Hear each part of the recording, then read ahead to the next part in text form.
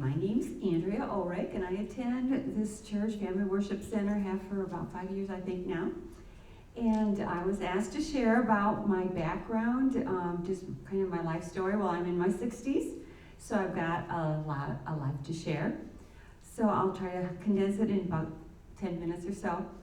But I grew up in the little town of Couts, Indiana. This church is probably familiar with Couts, Indiana. It's near Valparaiso. I grew up in a big Mennonite church called Hopewell Mennonite Church. Had lots of cousins at the church. I had what I call a pretty good upbringing in the church. I heard the true gospel. And years down the road, that particular church started 2 more churches. And the one that this church probably is most familiar with is Cornerstone, where Jay and Sandy Berkey pastor. And a little trivia there is Sandy is, her mother is my first cousin. And so, know that family quite well. In fact, I babysat Sandy, and also I taught her her first songs on the piano. So she has far surpassed me, but so yes, we have a lot of Berkey and Good is the last name relatives in Cows. And I grew up in a family of 3 parents and 3 girls. I'm the oldest. However, today would have been my older brother's 69th birthday. He was born and died the next day. So no brothers, but 2 younger sisters. And we grew out up in the country, and so we learned how to pull weeds and mow lawn and plant garden and just some domestic things, which I'm very happy that I learned as a young girl. So anyway, a little bit, well, we grew up in a church that was pretty musical. Some older people might remember the Hopewell Quartet that sang and made records. And so I've always liked music. I was part of the band and the choir and marching band and all that kind of thing. And but when I graduated from high school, that was in 1970. Actually, it's our 50th year. I can't believe 50 years ago I graduated from high school, but no 50-year celebration because of the COVID virus. But my grandmother also was very musical. In fact, she would play piano in silent movies. Nickelodeon is what it was called. So she'd, like, for the marching horses, she'd play certain songs. And yeah, so, and I remember she had long fingernails, was an Avon lady, and she'd play piano and those nails would just click. Just click, click, click. And she was very good on the piano, a lot like Sandy. So anyway, but after I graduated from high school, though I was given a full grant, a full ride to Goshen College, I did not go. It's a story in itself.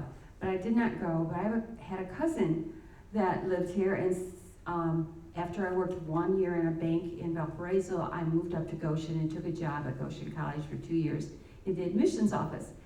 And after, I'm just not going to share a lot about that because my life is long, and that only brought me up to age 19. So now at 21, I quit working at Goshen College, and I went to what was called the Inter-Mennonite Trainee Program. It's a work exchange program, and I lived in Holland, the Netherlands, for 1 year. And yeah, I really treasure that 1 year that I had there, and was able to live amongst the tulips. Actually, I got to see those fields of tulips in full bloom in the spring of '74. And so returned in August of '74. I could share a lot of experiences in Europe too, but I moved back home for a short season, then worked at Mennonite Mutual Aid back here in Goshen for a few years. And at the end of that time, I met Jay, my husband. And I was like 24 at that time, and I thought I was really going to never get married. And so I remember reading a book by Jill Briscoe, and it was called something like have the book. Something with an apple. Anyway, I remembered this prayer that I prayed. And I said, well, God, I choose to be happy single, but I think I'd make a pretty good wife and a mother. And it was probably a couple months ago. I went to Pleasant View Mennonite Church. That's where Dale Stoll is. It was at that time, and a lot of our friends that we have yet today. And there was a guy I'd never seen before, and didn't really think a lot about that. But around that same time, I had gone to our pastor. His name was Roy K. Yoder, and I went to him and I said, I would like to, serve the church in some way. What would you like me to do? Well, at that time, I was kind of leading the children's music in the children's program with an auto harp. I can't believe I haven't even seen an auto harp in decades. But anyway, I did that. But I went to him and I said, is there anything that you could see that I could be doing? And he says, well, there's a guy that started attending here. His name is Jay Ulrich. Do you know him? He's starting a singles group. Would you like to help him? And I go, no. I really didn't, because I knew what singles groups were like, and they were mostly women, and maybe one guy or two. And I thought, I don't know. No, I said, I'll go to the meeting. So fast forward, we had Jay at his first meeting. There's supposed to be another guy there that was supposed to help him. He didn't show up, so I was right. Just Jay, 4 girls. And fast forward a little bit again, found out, I did go to the meeting that he started, and I also was part of a home fellowship group that just started at Pleasant View. It was the first one ever. Jay was in that. And so we found out we really didn't live that far away from each other, so we spent a lot of time together, talking really as friends, and then if he gets a chance to share his story, he can. Anyway, this was like in October when I first met him, and we were married the following August. 10 months later, we were married, and have been married for now almost 43 years. And I often would tell him this was the best thing that ever happened to me in my life, because I had an uncle who was Sandy Berkey's grandpa. I said, I want to marry somebody like him because of his kindness and his, I don't know how to even describe it. It was just, you'd have to know him. And so I feel blessed that God gave me a husband like him. I didn't know at the time I would, down the road 5 years, be a pastor's wife. But we had our first 2 children, Micah and Carrie, before we moved to Kansas City, Kansas, and I was just envisioning that whole move. Pauline, when you were talking this morning about your journey, we loaded up our truck and we moved to Kansas City, Kansas, and I'm not kidding, it looked like the Beverly Hillbillies. We were on a flatbed, wasn't a flatbed truck, or our neighbor said, oh, I'll move you, it won't cost you much at all. So we had everything on this truck. I don't know how many straps holding all our belongings on this truck. And the rocker was on the top. That's why it looked like Granny's rocker on Beverly Hillbillies. And we got there miraculously, I don't know how many hours later, in Kansas City, Kansas. And when I look back at that, I thought, man, that had to been God, because I would not have the adventure spirit to do that right now. Because we lived in the inner city for 2 years with our 2 little children, in a little church, a little Mennonite church. And we learned a lot. It was at that point Jay said, yeah, okay, I'm going to further my studies in ministry. And he signed up to go to Heston College for the pastoral ministry program. He's the first student to enroll there. And by then, we had 3 children. Our youngest, Drew, was 8 days old, and we moved from Kansas City, Kansas to Heston, Kansas. So thankfully God gave us a very complacent child that I just lay him in bed and he'd go to sleep. And to this day he sleeps very well. He can sleep anywhere. But that was a gift to me as a a mother of 3, and Jay going back to school, and he was probably 35. We lived there for 2 years, and got a position. I don't know if you know the name Malin Miller, but he saw Jay's resume, invited him to come to Henry, Illinois, where there was a church plant was in the process, and they needed more of a full-time pastor. So we were there for 7 years, in a very, I don't want to judge a community, but I discerned, and we all discerned, there was really some very evil spirits that were prominent and ruling the community. It was time for us to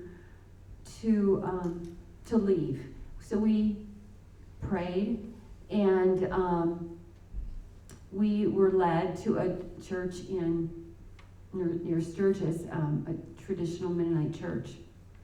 And it was a hard move in the fact that our 2 oldest were in junior high. Our youngest was 2nd or 3rd grade. He was fine with the move. And some things went, we realized we were misplaced in a church. And we cried out to God, oh God, what should we do? Because we didn't want to move our family again to another location, start a new school for them. And God had assured us the move to Michigan was the right thing for our children. And so we were affirmed by 3 people, and it makes the testimony even longer if I would share what was said, but basically, in a nutshell, start a church. And we had some support. We started a church called Firm Foundation Ministries. We were there for close to 7 years, and through a series of events, we chose to resign and moved back to where Jay and I first met, right here in Goshen. I took a job at Essen House and have been there on my 16th year. Made some good friends, reconnected with old friends here in Goshen, made new friends like you all, and we attended Tri-Lakes there for a while where Dale and Gwen were. And so anyway, we went through some ups and downs and highs and lows, good, bad, and ugly, like all of you here.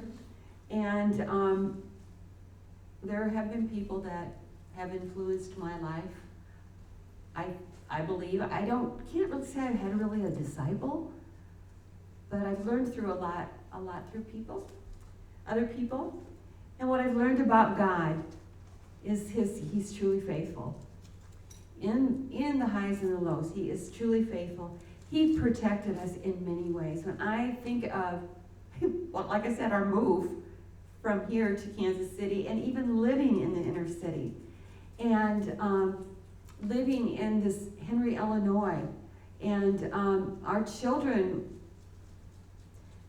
ran from, I believe, child molesters. Anyway, God's protection. He is a faithful God. He protects. He's given us hope in the midst of sadness. We've grieved things like you all have, and God has walked us through those times of grief and given us renewed hope. We've been betrayed. We've experienced injustice. We've experienced rejection. We've been wounded. But in that all, God has helped us and taught us in how to forgive and how to look at ourselves and ask for forgiveness when we've walked in revenge and bitterness and hatred and hostility. And so I can truly say that God is good. He's good all the time. All the time He's good. And that I'm still becoming who He wants me to be. He is transforming me into His image day by day, from glory to glory. And I pray that at the end of my life, Jay mentioned this in his message last week, I'll say the same thing, that she walked with God. Because as a young child, at the age of 12, I accepted Jesus, and I thought it was the dumbest question. Of course I'm going to follow Jesus. That was the kind of upbringing I had. I didn't think of anything else that I was going to do. But there's been periods in my life that I had an encounter with Jesus that took me a step closer to him. And that's, I believe, all of us can share that message with each other, that we're just becoming, step by step, closer and closer, glory to glory, where he's changing us.